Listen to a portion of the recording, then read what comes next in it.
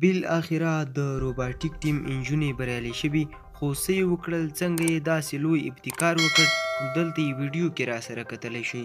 درنو لیدونکو السلام علیکم. د افغانستان د روباټیک ټیم نجونو د ساه اخیستلو مصنوعي آله جوړه کړې ده چې دغه آله د کورونا وایرس د ناروغانو په درملنه کې ډیره ارزښتناکه بلل شوې ده.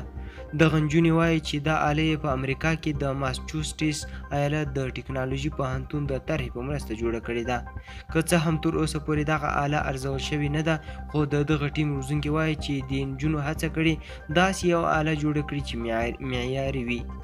د عامې روغتیا وزارت هم دغه نجونو کار ستایلی دی او همداراز یې پرې تاکید کړی چې دا ډول آلې یا ماشینونه دې داسې انجینرانو سره تر مشورې وروسته جوړ شي چې طبي بیولوژي یې لوستې وي.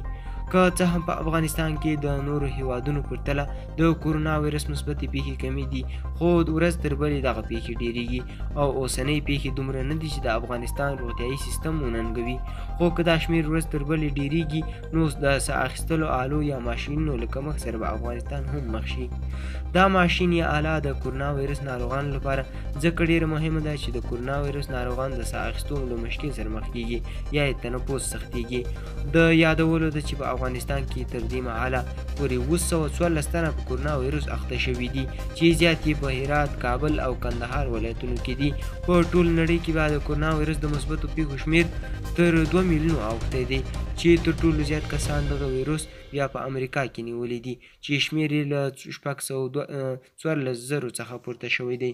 که ویډیو مو خوښه شوي زموږ یوټیوب چینل درسره سبسکرایب او ویډیو هم درسره لایک کړئ. تر بلې ویډیو ښه وخت ولرئ. مننه، ژوندي اوسئ.